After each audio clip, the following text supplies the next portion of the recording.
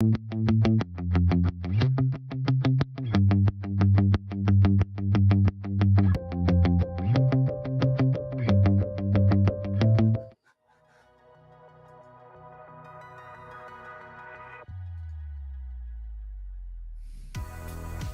morning, everyone. Welcome to the Explicit Measures Podcast with Tommy, Seth, and Mike.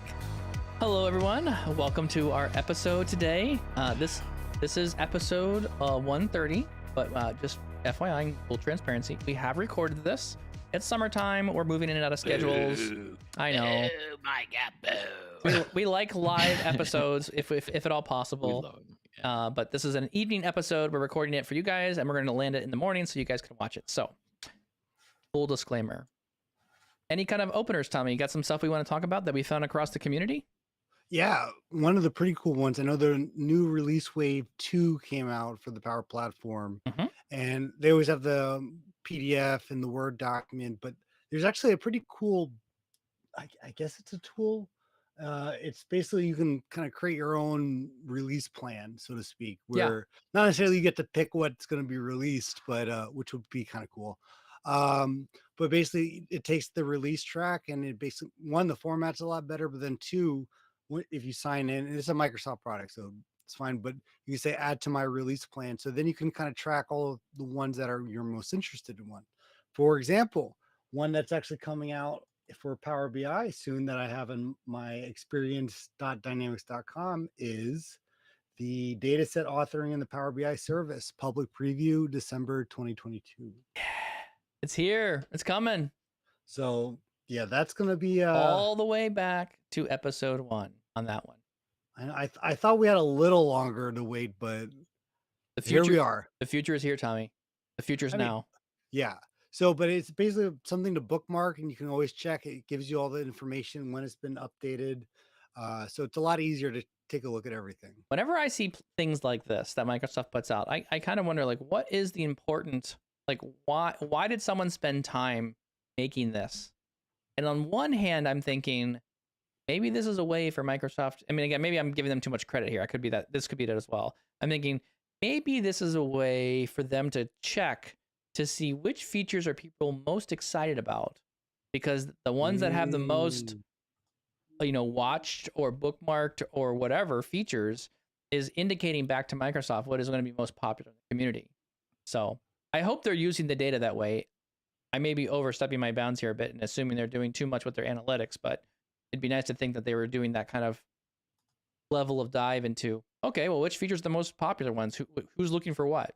So it's interesting too, because they've really broken out everything with data integration into its own topic, and you can really see it on the portal here, where it's like, I mean, anything that has to do with connecting to data or Power Query is only in here. Connectors, data flows, Power Query Online, data marts. Interesting that they have the Azure Virtual Network Data Gateways. I guess that's a thing. I don't really know.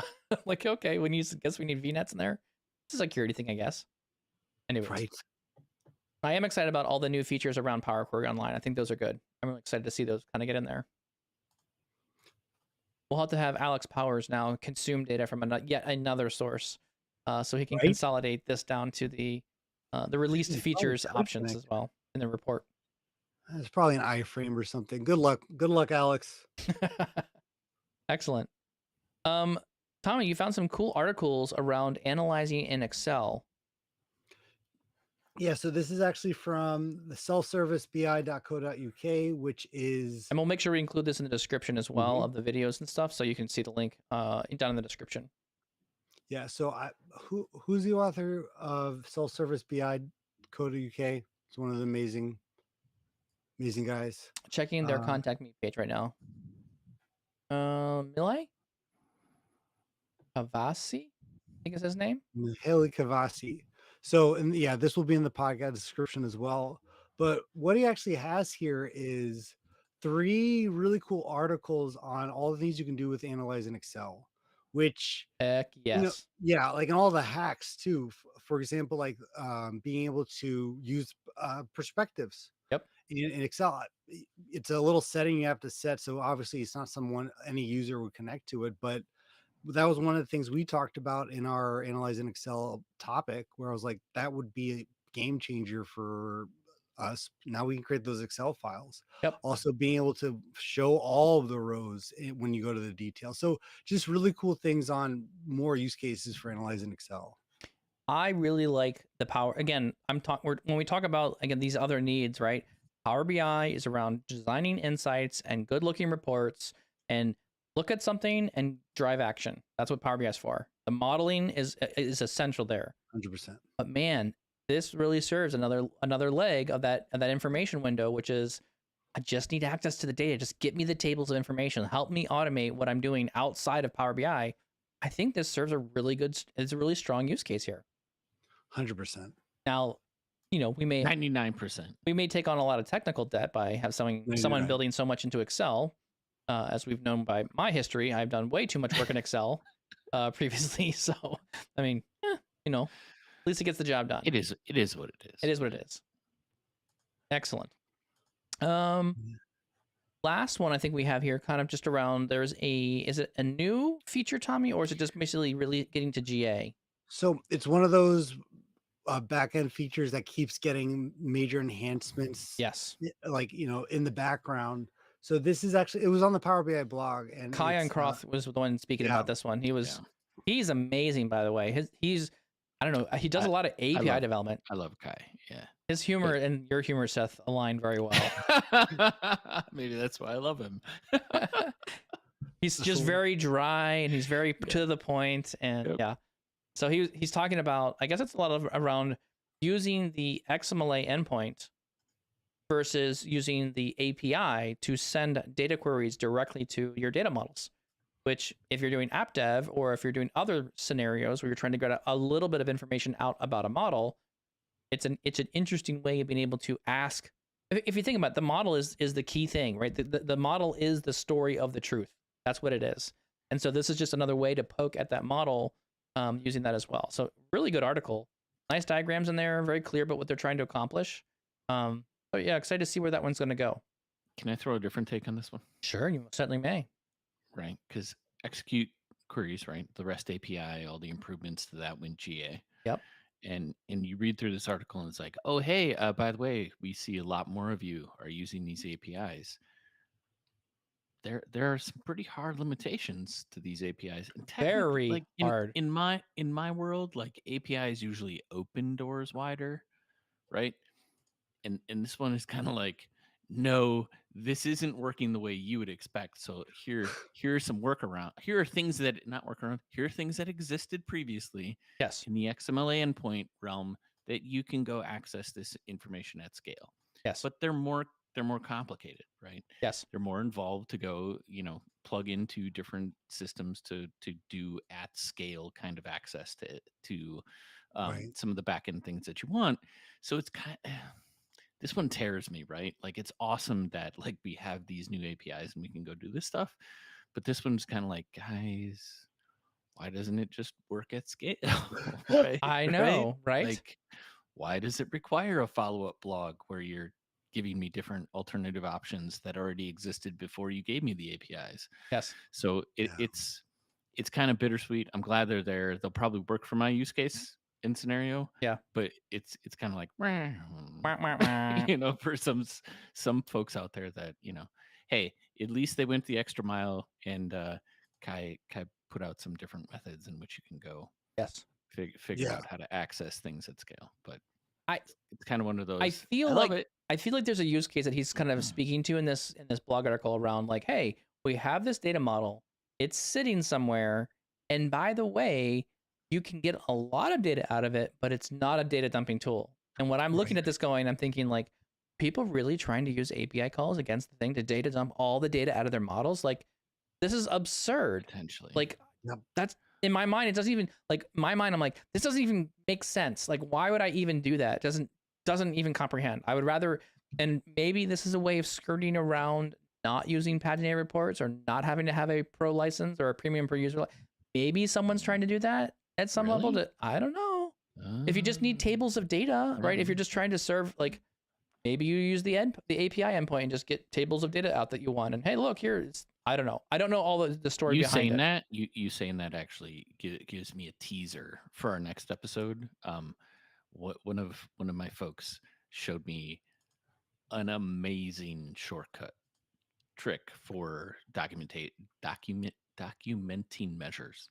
Ooh. Right, in like 3 clicks. Right? It is the coolest thing since sliced bread. I'll verify that I can share it, and I'll bring it up in the next. Please. I dig it. Now, what cool. What a teaser! It's what cool. a teaser! Come on, man. Yeah, that's bad. Now I'm gonna have to wait a long time. You gotta wait a whole. Check us out next time on the Explicit Measures podcast. Cliffhanger at 10 minutes in. That's right. That's how I do. Amazing. Awesome. Well, let's this is going to be kind of, I think, a fun topic. So let's transition. I think we got our intros out. Oh, I forgot one last intro.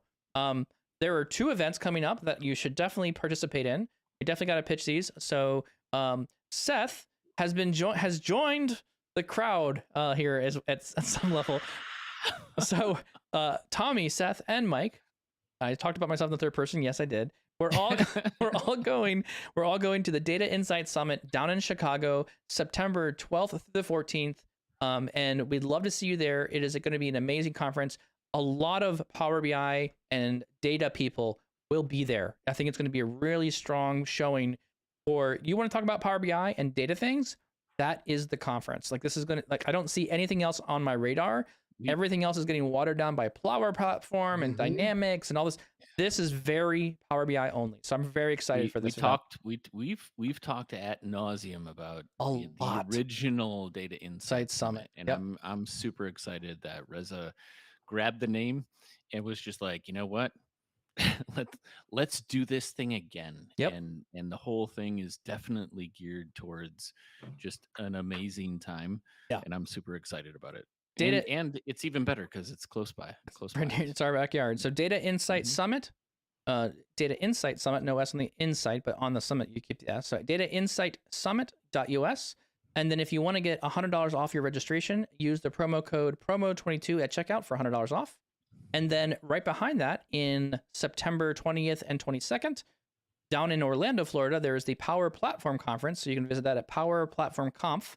You can abbreviate that .com. And you can use a promo code, which I'll put in the description below because it's quite long. And then you can get $50 at checkout as well. So $50 off at checkout as well. All right, enough announcements. Topic for today. What does community look like? How has community changed since our pandemic? And I guess the real big question here is, when do we go back on live events? Like, how are you, like, what's going to happen here? So I don't know. Anyways, good lead in. Maybe the Data Insight Summit. maybe you should come to a real conference. Right? It's a great lead in. Well, I mean, that's the interesting part here. Like, we have not had any conference since 2019. That was really like a major one, right? Local to us and around in the US, I would agree. Because I think I went to Copenhagen for the Power BI Next Steps conference. But that was like the pandemic kind of wound down a bit.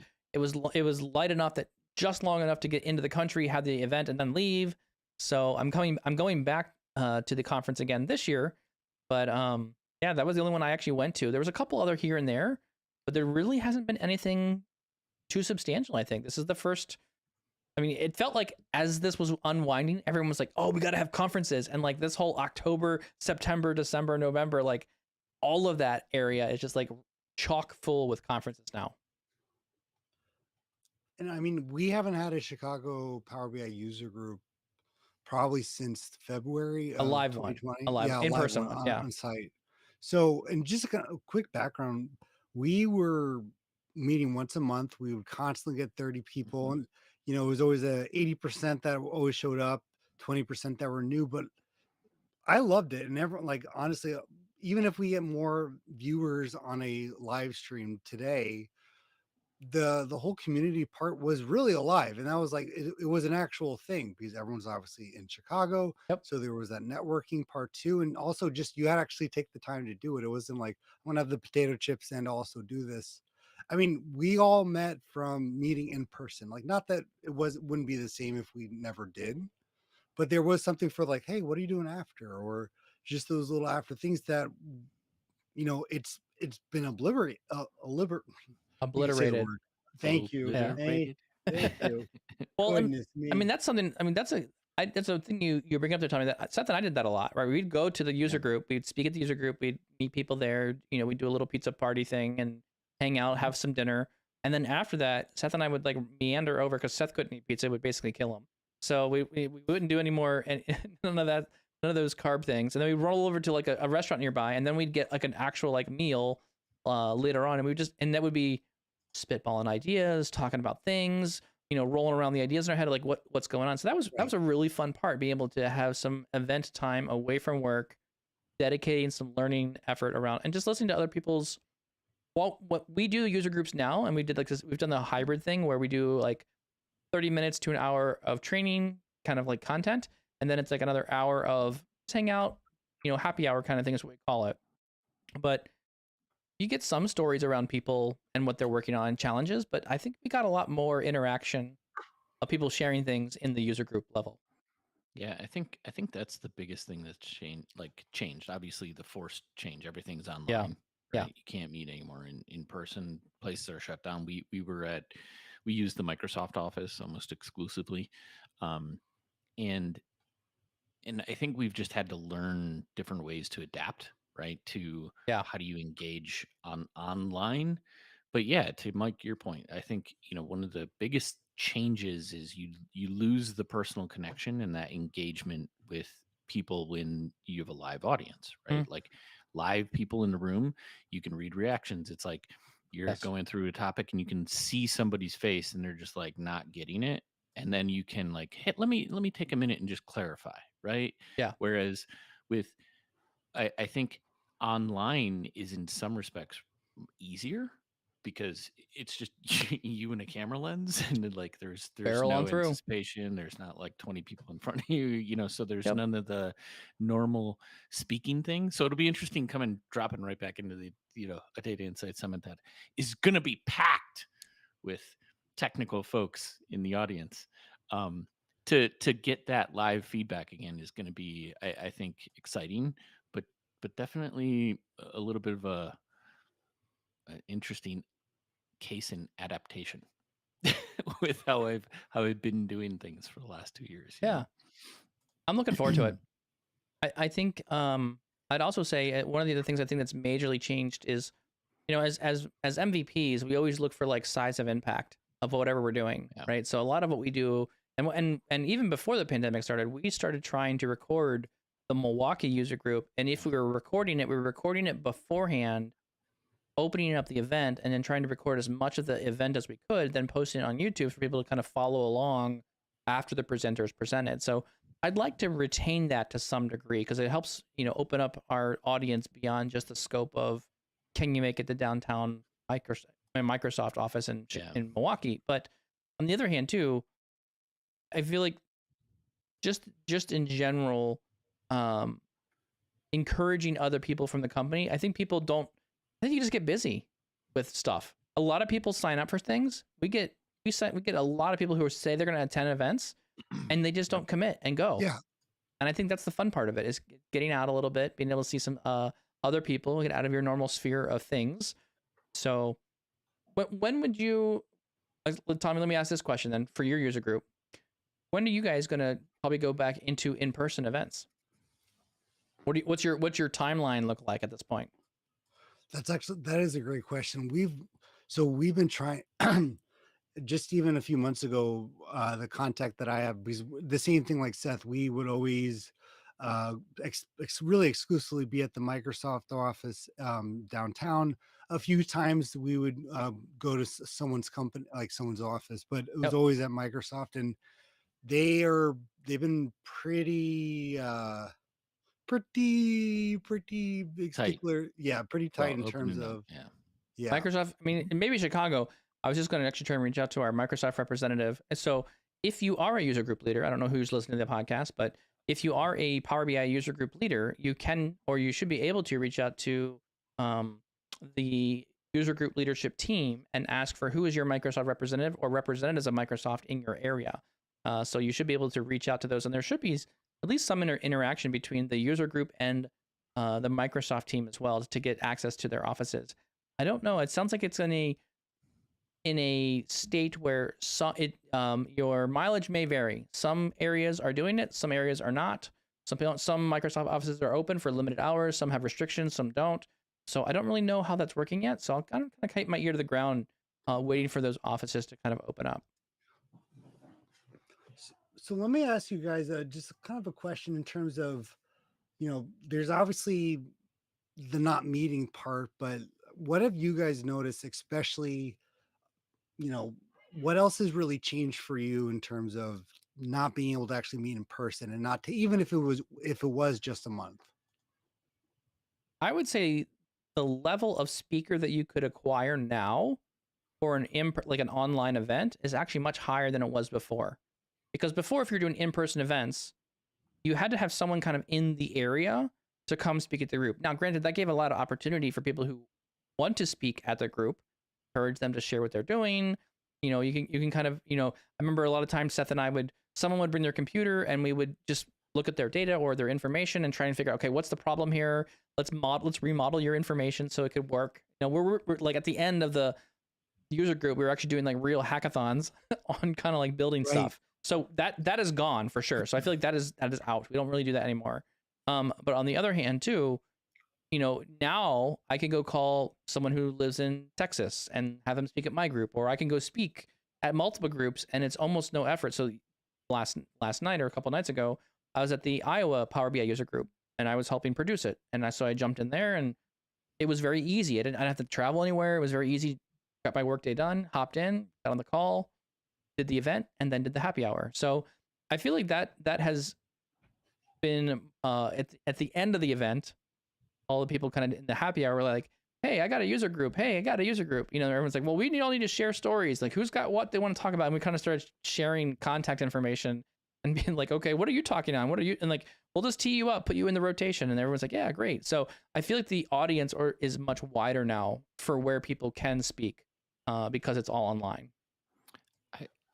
I would take it a step further and not just engage in saying like there's more speaker opportunity, because there definitely is. Yeah. I think one of the interesting things that has kind of evolved with this is we're engaging with new types of communities, right? Like or a broader audience of people who are really interested in Power BI or the content that we're creating in those user groups, and like being online grants more access to people that are interested, as opposed to having in group, you're very limited to a geographical region. Yep. Right. Yep. And I think that is one of like the benefits and things I really like about the evolution of like more online things that we've done. Because it allows more access to people to learn different things in an environment online where it's all free, right? Yeah. And it's not just relegated to local areas where you have to be in the realm of individuals who have an interest to start up a user group, who have qualified or good speakers that bring good content, etc.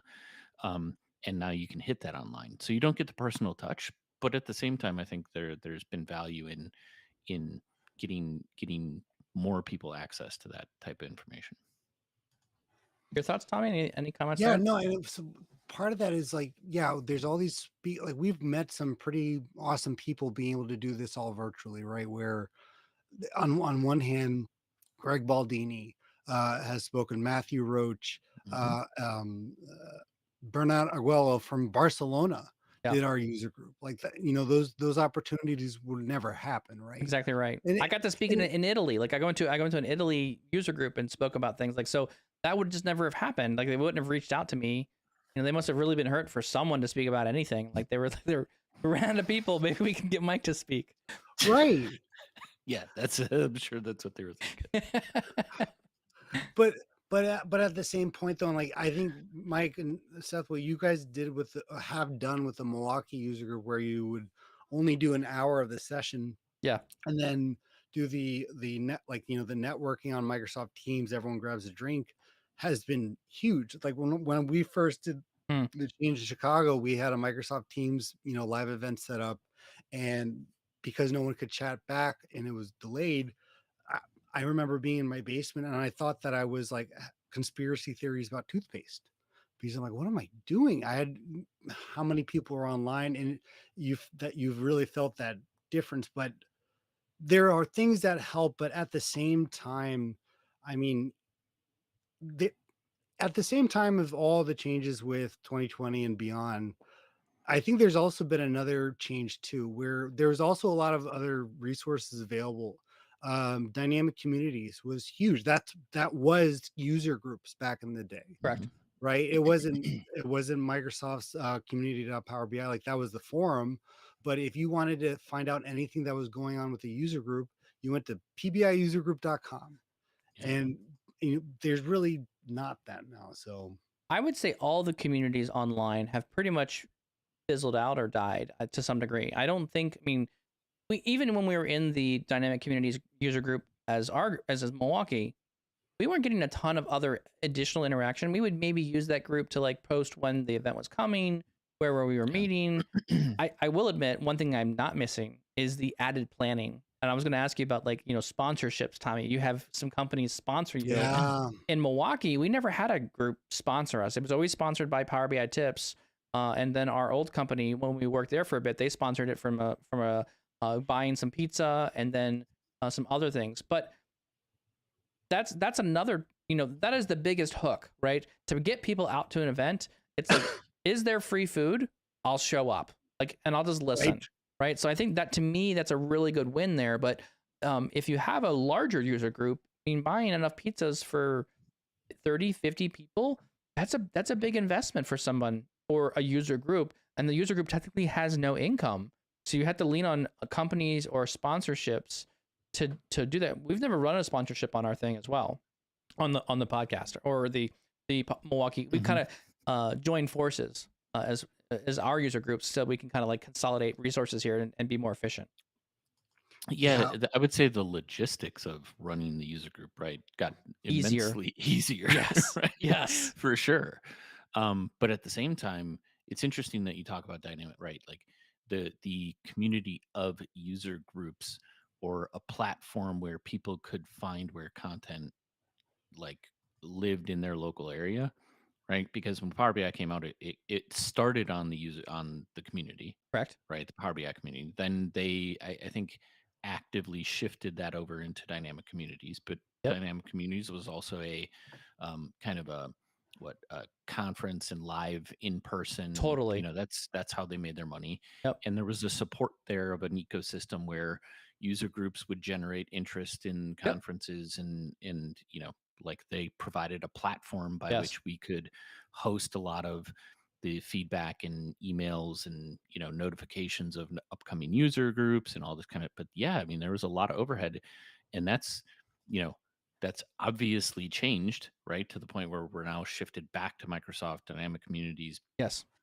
Don't know, right? Like it, because COVID and like all of the changes of in-person things really like nuked a lot of companies that relied on big events to happen, right? Like Pass Summit. Oh, like Pass went out of business. So the original Pass declared bankruptcy, and then someone came in and bought them out.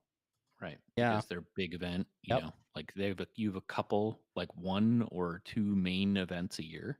Yeah. And that's your revenue stream for the most part. Yeah. So yeah, I don't miss parts of that for sure. It's just more, it's easier to pop online, right? Right. And do a presentation, and to your point, Tommy, like I think we did land on something where we had a separate meeting where you got some of the engagement. We had, and we have great discussions there, so you get a little bit more of the back and forth, which at least retained that aspect of things as opposed to completely losing it. Yeah, I'd agree with that. It's going to be interesting. So I'm thinking forward now is like, how do we transition now? And so I heard a comment last night when we were talking about this whole user group thing was, if you do one of them really well, does the other one very much suffer? Right. So like, for example, right, as we're now transitioning, so we were in person for a long time. some people early adopted trying to do both online and in person. So you kind of find an adaptation there. And then in our space, like we actually consolidated even, right? It's now, Power BI Tips helps out with Milwaukee, Chicago, and now the Iowa user group. So we're kind of like consolidating efforts, and everyone kind of plans together a little bit to some degree. It'll be interesting to see how this is going to change, because I think as you transition again as a leader now, thinking how do you keep that vibrant community going online and in addition to running events in person now. And so that's where I'm like, how do you do that? How do you negotiate that now? But here's an interesting question that I think comes to mind as you're talking about that. Okay. Is what do you guys think the interest is going to be? Like, do you think your user group in person is going to be as strong as it was? If content is so readily available online, and it's interesting. Like, for as much as we're talking about how it's easier to produce content, it is. It's a lot easier to digest it as well, right? Like if all I have to do at the end of the day is stick around at work for 45 more minutes and watch a video or a live check that event, box. Yep. I'm used to that now. Interesting. I didn't think of it that way. And that's what I think too. That's, you could call it a worry, but I mean, there's so many things that are just digital now, where if we were to say we're going to go only back to in person or even conferences, right? Like the one in Chicago, is there still need? I will say for myself, I've done a bunch of the Microsoft conferences online. I've done a few of the other ones online where, there's all the videos, and I would wonder why I would have to pay for that. And I definitely do not get the same experience. Like, I'll just watch it later. Yep. I'm doing other things. You're not stuck in a room. And I think we'll see, just like we've seen, honestly, just like we've seen other things open up as well. I really do believe that. I wouldn't be, but again, it depends on the content and getting the word out there too. Yeah. Because you do believe what? I believe that people like user groups are going to go back to on site, maybe not to the same extent. Maybe the Chicago's not going to be every month downtown. That's a good interest. I like that idea. Once a quarter doing an in-person event, maybe kind of something like that. Yeah. Well, and it's a meet and greet with Tommy from the Explicit Measures podcast. Everyone exactly. Meet him live at the RBI Chicago user group. Yeah, right. The one that we're gonna have to change your announcement. So we'll have to bring some pom poms with us when Tommy does the event, and so we'll have to have a guy behind a curtain. All right, announcing at 6'2", 180, the one, the only Tommy, and then we'll have you run out and we'll go. We'll cheer you on now. Man, that would make me pretty happy, but you and I know that's not happening. So the man, the one, the only, who can down 25 pistachio cannolis. Yeah, right. Man, I used to pay for. Oh boy, here we go. For the user groups, I would be the one paying for the food if we didn't have a sponsor. Okay. Yeah. We foot the bill for a lot of that. Yeah, we do. Power BI Tips would foot the bill for our user group. That was the sponsor for us. Which was also great though too, when you had to come home with like a box of pizza and 10 breakfasts. Like, we got dinner for the next 2 days. A box. I would come home with like 3 boxes sometimes. Oh, and that was one of the challenges though, right? Like you get, like you underbuy because all of a sudden everybody like 60 people sign up and 40 show up, and then next week 60 people sign up and 20 show up. So you buy the same amount of pizza or more, right? And then you're just like, oh man, well, glad our budget for next week or next month is busted, right? Yes. Agree. Yeah, that wasn't the best, but we'll have to see where we're gonna. I mean, yeah, I get the whole food thing. And would the time be right? So here's another one that we've always debated at our user group, and I'd be curious your thoughts on this one too. Do you do it? Do you conduct the user group after business hours, or do you do it during the middle of the business day? Now, I have a job now that's flexible enough where I can do a lunchtime event. But if I do one, that's going to be an hour of lunch wherever that is. I'm going to have to travel there. It's going to be 2 or 3 hours total of my time out of the day. That's a lot of commitment for me as a leader to be able to do that. But what are your thoughts on that one, Tommy? Would you do the evening or would you do the day? Seth, what about you? I would still do the evening, especially for the on-site. Honestly, I think it goes back to making the commitment, right? Where with the online part, right? I'm getting like maybe 30 minutes of some content where it's really cool. There's a lot of screen sharing, but I would always do the evening, especially because again, there's the before and after that you can't get anywhere else. That is really sometimes some of the best parts of it too, where you're actually getting that discussions where you're like, oh, you do a JSON file too with Power BI or meeting those other people. I would want to allow that opportunity. Okay. I'm gonna change tacks here a little bit. I've always been a proponent of like, yeah, the schedule allows for evenings, and that's pretty much it, right? Especially as the user group owner. But the one that flew in the face and never made sense to me before things changed was dynamic communities, right? Yep. Or not dynamic communities, dynamics groups, Mm-hmm. right? They would meet in the afternoons for like 2 or 3 hours, or it was like a half day. But like as I'm thinking Yes, about you saying quarterly, I'm like, well, that's not monthly, right? that's And true. I frankly like I don't see giving up the monthly online because of like how many other people can join. So maybe going back to me makes like I'm gonna give some more thought about like maybe I do a half day thing where we do 2 sessions and like there's more time for a meet and greet. So it's almost like a little mini afternoon where if you plan Ooh. out further in advance All and right, it's almost like let's keep fleshing a this little out. I like this. a little half day thing that people plan for and then show up and you know it's more of the there's more to it than just the 1 hour or whatever of the normal user group. It's an afternoon where you get two or three sessions and a meet and greet or something. Do you like, and this is also right now, this is what we started to do before we left. Reza Dorani out of Texas, I think is where he's based out of, maybe Southern California. I don't remember exactly. He was doing something where his user group grew immensely fast when they started combining Power BI, Power Apps, Power Automate into like a single group event. Do a platform. It was a platform event. A platform event that happened like, I think it was every month, but they grew it. And so like all of the leaders of all the different platform pieces kind of showed up and they kind of took turns and, they kind of broke it into some segments where more of the platform was there. I'm actually getting quite interested in that idea, Seth, is if you don't do it, if every month seems a bit too much at this point, too much like planning and work and sponsors, the whole 9 yards.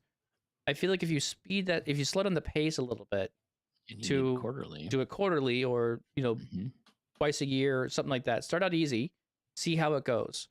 You kind of hype, but you have to hype up the event a bit more. I mean, it has to be a bit more of like because you're now so there's more because you don't want to be sitting there by yourself for 2 hours. Involvement of of promoting it for 2 months, right? Before the event actually happens. Let's do one every other quarter, and then we'll do one in Chicago, and then we'll go up to Milwaukee, and we'll just juggle back and forth. Well, I mean, those are the things. Do you think that could still work? Where we've talked about that a few times in the last few years, but do we still live in an age just like they have like the Wow Wednesdays, right? Where we could do like a hackathon with Power BI? I would love to have more hackathons in Power BI. I think that would make a lot of sense. I don't know if everyone's is ready for that level of commitment. I don't know. Like, I think there's value in that, but you'd probably find the same audience almost every time. Yeah. Right. I think hackathons intimidate a larger swath of individuals that are that would more readily show up for a user group or a quarterly event. I'd be. This is a lot of these things where I don't know what I don't know, and it would have to be like we have to try a couple events, do it and try it a couple times and see how it pans out. Like, do you get the right level of engagement? Are you getting enough people coming? The benefit Yeah, I mean, you'd have to also solidify a little bit harder around it too, right? Because you're not looking at running a full venue where you're trying to No, rent out a place and no, incur a lot of costs. So, yes, like, you would need to verify that the people that signed up are actually going to come, yes, right? Like, it's not just a free for all sign up thing, 100%. um, because you're going to cap the capacity of it. Yep, Also, at the same time, it'd allow you to like figure out what level of engagement you could get. Um, Yeah, that's I don't true. know. That idea appeals to me a lot more than just going back to the way it was. Yeah, and I think that's the biggest thing that I'm recognizing, that it's never going to be how it was, where it was always once a month, and you could always expect the same thing. I really think we're going to live in a hybrid world, and that's okay. I agree. I still think I'm going to err on the side. So of the two preferences that I have, I feel like a lot of stuff that I do for presentation stuff is around how much friction can I remove from that? How can I make it as easy for me to present and kind Yeah. of, I want to have things set up and automate as much as possible. I feel like the online events are an ability for me to like more easily jump in and automate and get that ready to go, as opposed to non, online events where it's a lot more planning. And Seth knows me. I am, I am for sure the procrastinator of the group here. Maybe more so than Tommy. I don't know if I take the hat on that one, or the crown for the most You're a lot procrastinator. better at it. That's Do for we have to sure. duke it out for who's the most procrastination on this one? You may do it more, but you're definitely, like, I think you're just a lot better at it. So that's what I would say. You're It's a better. hey man, that's a It's learned a win. skill. Yep. It's Right? a learned skill. The pressure has to mount enough before like Yeah. something is like if there's not enough pressure, it's out of sight, out of mind. I don't care. Like until the pressure gets enough that I'm like, oh, the pressure is there. I got to get stuff done. Yeah. Interesting. So, I like where that's going. Well, I think we're winding kind of down here a bit on this topic one, and we can kind of end a little earlier than I normally do. But any kind of final thoughts here? Talking about events, maybe even some. What are some things you're looking forward to when events start going back in person? All right, nothing. All right, good. Yeah, Let's no. go move on then. So we're definitely gonna stay online then. Yeah. So. All right. Well, we'll never see you in person. We're just gonna stay online. That works fine for us. Honestly, for me, it's gonna, hopefully we'll see with a lot of people I think have taken the step to do speaking that they probably normally wouldn't have otherwise. Mm-hmm. There's so many people need Yeah. speakers, and it's a little easier to, speak in the computer. And I think we've seen more people, you know, a more diverse crowd. So I would love to see at our user group more people raise their hand, say, I want to show something, and kind of really go back, have that collaborative attitude. Yeah. The other part too, is just that the same people. Like, the hardest thing with the online now is when we do our live event, how many people are actually from Chicago? That's Because true. anyone can join. Yep. So it's, I think maybe it's just a hope thing too. I'm holding out hope that user groups still keep some sense of a localness, Yep. because I think that's definitely, in a sense, I don't want to say disappeared, but it has gone away a bit. I think there's this word of mouth aspect that has disappeared for now, right? I mean, people who show up online hear about it online. And it goes in their LinkedIn feed. Like, again, I think you've seen like this kind of Subscribe. Yeah, there's all the subscribe Right. effort. I mean, I can't.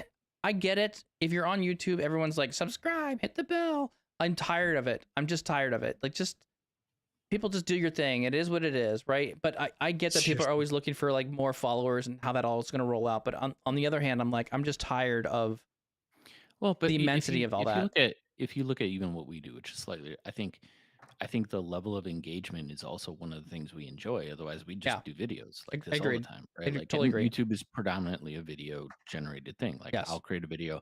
I want you to, follow for more, right? Exactly right. Like, we want you to show up at 7:30 in the morning. Etc. Exactly right. Right. Like, you're sacrificing sometimes Yeah. if you are. But, Well, speaking of subscribing, you like should that. subscribe to the Power BI Tips YouTube channel. If you're on there, you should There hit the you little bell to get notifications too. I think what I'm looking forward to is just the real time feedback that you get from nonverbals from an audience. and it'll be interesting to test the waters a little bit to see how.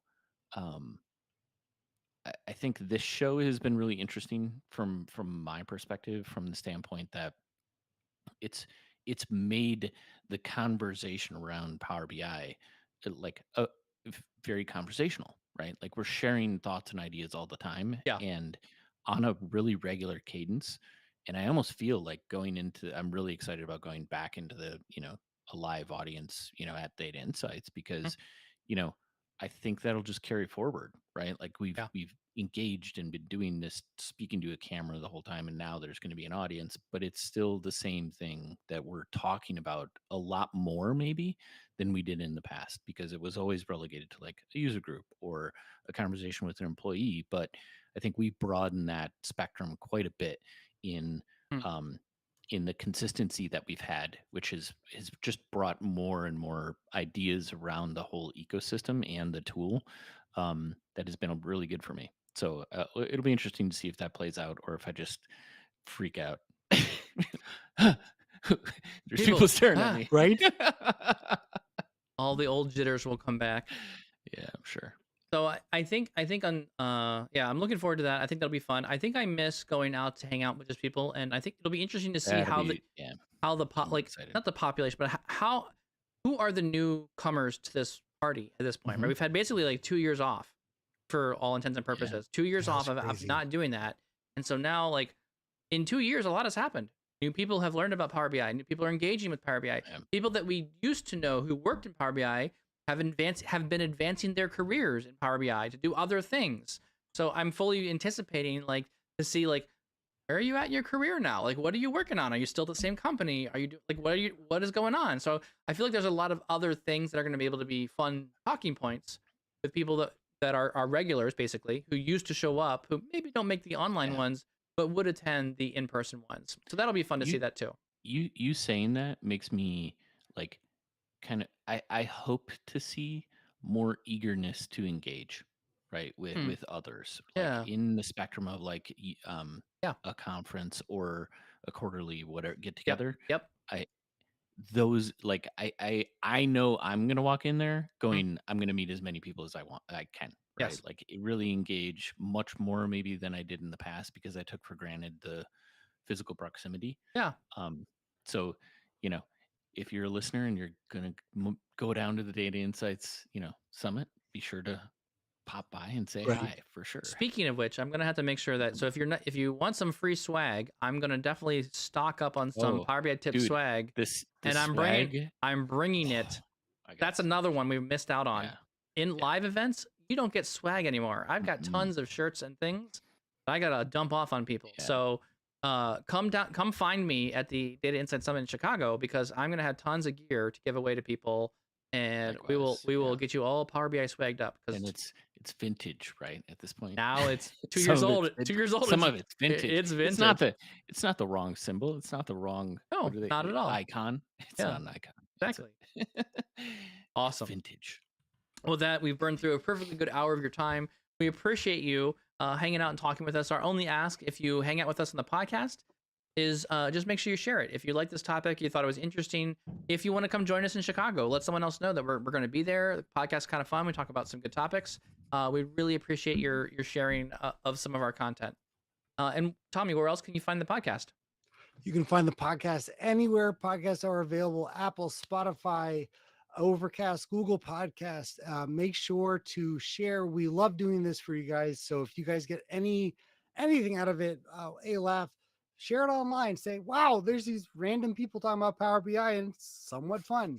Share it online. If you want to join the conversation live, do so Tuesdays and Thursdays. Excellent. Well, thank you all very much, and we'll see you next time.